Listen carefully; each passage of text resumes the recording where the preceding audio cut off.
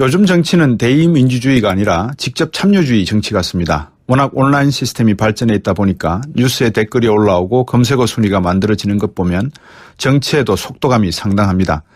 그러다 보니 정치가 과거에 보여주었던 여백의 미를 잃어가는 것 같습니다. 얼마 전까지만 해도 정치인이 큰 스님처럼 화두 말씀 하나 툭 던지면 그것을 해석하느라 언론인들도 공부 많이 했던 그런 시절이 있었습니다.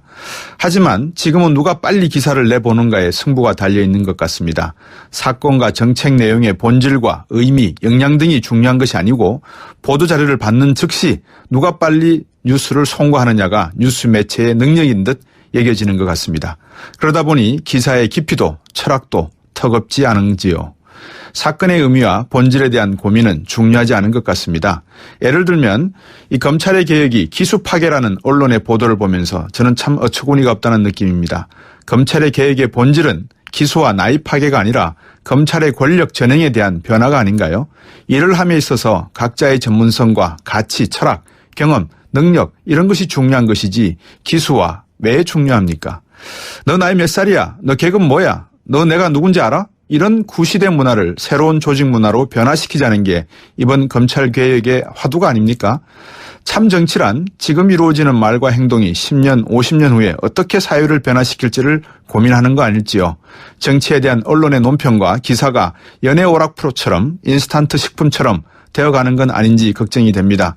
우리나라 곳곳에 검찰 변화처럼 변화가 필요한 것이 한두 군데가 아니지요. 하지만 나이, 직연, 학연, 학력, 성별 우리가 우리들끼리 서로 차별하고 다투게 하는 것들 그래서 암묵적 계급사회로 서로 내몰려는 이런 나쁜 악습을 과감하게 변화시켜야 한다는 게 이번 정부의 화두 같습니다.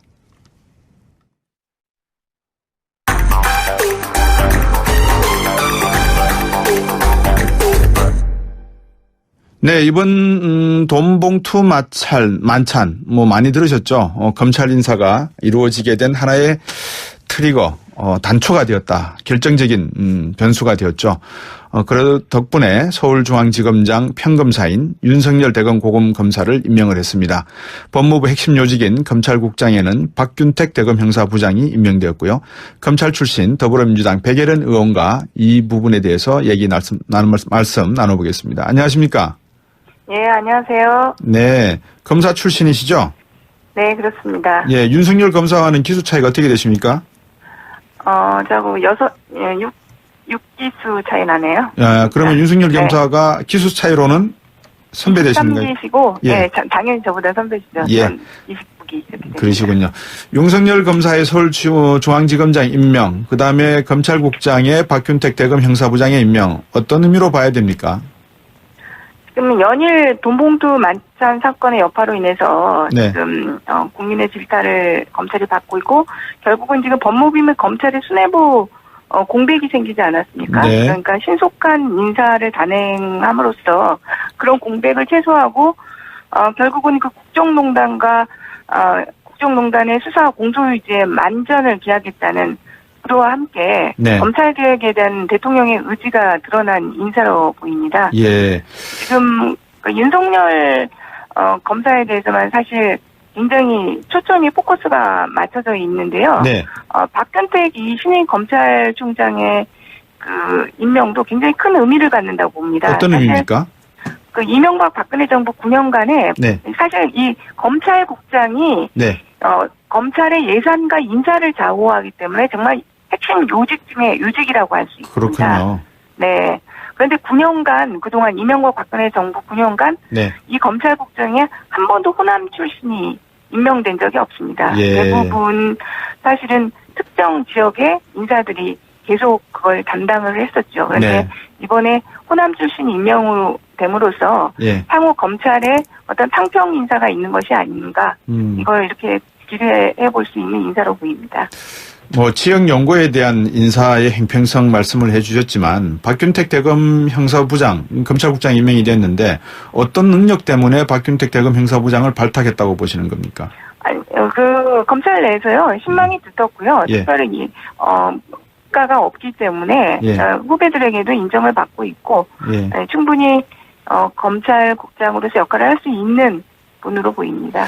앞에서 이종훈 박사가 오늘 청와대에서 그 윤 대변인이 이 서울중앙지검장 발표하는 순간에 기자들이 와 하는 탄성을 질렀다라고 이야기를 했는데요. 어떤 면에서 기자들이 느낄 정도의 그런 파격 이것을 느끼시게 됩니까? 일단은 지금 윤석열 지검장이 사실은 고검의 검사로 그냥 검사로 있는 상태였는데 네. 지금 서울중앙지검장이 전격적으로 어떻게 보면 발탁이 됐기 때문에 네. 그것이 일단 파격으로 여겨졌던 측면이 있는 것 같습니다. 예. 그런데 사실 이제 서울중앙지검장을 그냥 고검장의 위치에 있는 상태에서 예. 그렇게 임명을 했다면 굉장한 기수 파괴가 사실이 있는 겁니다. 네네. 그런데 이 서울중앙지검장의 자리를 고검장급이 아니라 네. 검사장급으로 내린 후에 예. 사실은 임명을 했기 때문에 예. 그렇게 기수 파괴가 있는 상태는 아닙니다. 근데 왜 이렇게 언론들이 그 부분은 지적하지 않고 이 윤석열 이 중앙지검장의 임명을 파격이라는 의미로 그렇게 해석을 하고 있습니까?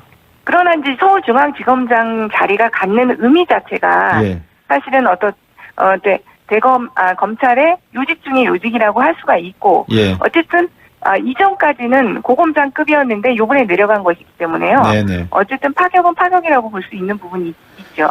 제임스 코미 FBI 국장도 그렇고 미국 같은 경우에 저는 뭐 다른 나라보다도 미국 쪽에 조금 전문성이 있다 보니까 상당히 미국에서는 이런 부분에 있어서는 원칙주의가 통하는 사회거든요. 검찰 같은 권력 구조는.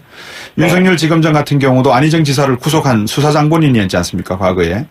네. 그러다 보면 또 원칙주의자이다 보니까 대통령으로서는 상당히 좀 껄끄러운 측면도 있었을 건데 그래도 임명을 했습니다. 그러니까 대통령이 어떤 자신의 입맛에 맞는 권력에 충성하는 그런 검사장을 원한 것이 아니라고 봅니다. 예. 그러니까 국민이 원하는 검찰이 바로 이런 원칙과 소신에 따른 수사를 할 수 있는 검찰, 이 검찰을 원하는 것이고 네. 그런 국민들의 열망 그리고 대통령의 의지 또한 그것에 있었기 때문에 지검장으로 임명할 수 있었다고 봅니다. 네. 이번에 이제 앞에서 뭐 기수라든지 서열 문화가 검찰 내에 지금까지 있었다라는 것을 부정은 못할 것 같은데 이번 변화의 시도로 인해서 앞으로 검찰 조직은 어떤 변화를 요구받게 되고 또 변화할 수 있을까요? 참 간행을 따른다면 개혁은 영영 할 수 없습니다. 지금이 검찰 개혁의 최적의 적기라고 할 수 있고요. 네. 어쨌든 개혁을 하기 위해서는 어느 정도의 인적 성상과 간행의 타파 이런 것들이 필요하다고 봅니다. 예. 그래서 이번에 청와대에서 이런 강력한 의지를 보여줬기 때문에 네. 검찰 내에서도 자체 내에서도 그 청와대의 그런 의지에 반하려고 하는 그런 분위기는 지금 그리고 현재 없습니다. 그래서 네. 이것들이 검찰 개혁에 어느 정도 성과를 거두지 않을까 그렇게 봅니다. 검찰 조직이 그동안 역대 정부에서 해온 뭐라 그럴까요 모습을 보면 지금 현재로서는 어떻게 보면 우리가 서민들이 그냥 흔히 표현하는 말로 태풍이 불기 때문에 납작 엎드려 있을 따름이지 언젠가 또 때가 되면 조직적 반발이 있을 수 있지 않겠는가. 노무현 대통령 때도 그런 모습을 보였기 때문에 라고 하는 이야기들이 많은 선술집에서 지금 나오고 있는 이야기거든요. 이 부분에서는 어떻게 보십니까? 그렇습니다. 그러니까 이게 지금 실제로 근데 약간 다른 그런 측면도 있고요. 예. 실제로 검찰 내에서도 참여정부 때와는 다른 분위기도 있습니다. 예. 이제 젊은 검사들을 중심으로 네. 이제는 검찰을 개혁을 해야 된다. 예. 그리고 스스로 개혁하지 못한다는 것은 자신들도 알고 있기 때문에 예. 이런 검찰의 개혁 분위기를 받아들이는 분위기가 있고요. 네. 그리고 그럼에도 불구하고 검찰이라는 조직이 원래 권력과는 붙어있는 조직입니다. 그렇기 네. 때문에 그것을 방지하기 위해서 시스템적으로 예. 검찰이 그 권력을 무제한적으로 휘두르는 것을 방지하는 시스템을 갖추는 것이 제도화되는 것이 필요합니다. 그래서 지금 공수처 논의가 나오는 겁니다. 그렇군요. 네. 이른바 이제 돈봉투 주역들, 자천 인사, 자천이라기보다도 이제 감찰이 시작되기 전에 사직서를 반려한 상태에서 감찰을 받고 있는 상황 아니겠습니까? 그리고 네, 이제 그렇습니다. 인사 조치가 일어난 걸로 알고 있는데 경력은 문제 이거 어떻게 봐야 됩니까? 그동안에 이것도 하나의 관행이었습니까? 어떻습니까? 그러니까 이 경력금 문제가 예. 일반적인, 그러니까 기관장이 일선에 수사하는 검사들이 큰 사건을 마무리를 했거나 네. 어떤 공적을 세웠을 때 예. 이런 경력금을 주는 문화는 있습니다. 항상 뭐 검찰총장이 또 일선 검사들에게 주기도 하고요. 예. 법무부 장관이 또 줄 수도 있다고 봅니다. 네. 근데 이 경우는 그런 일반적인 경력금 케이스에는 좀 해당되지 않는 케이스입니다. 그러니까 예.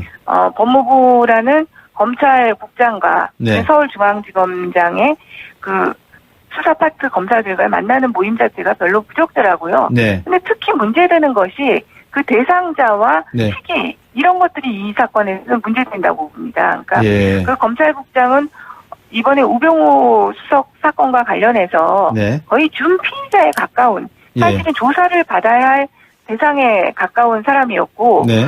그 우병우 수석을 기소한 지 네. 4일밖에 되지 않아서 예. 이런 모임을 가지고 또 상호 간에 이런 돈 봉투를 주고받았다는 것 자체가 네. 일반적인 상식에 비추어서 납득이 잘 안 가는 거죠. 이 특수활동비라고 경력금을 주셨다고 하는데 특수활동비라고 하는 게 뭐 어떤 겁니까? 아까 말씀하신 검찰총장이나 법무부 장관이 쓸 수 있는 그런 돈입니까?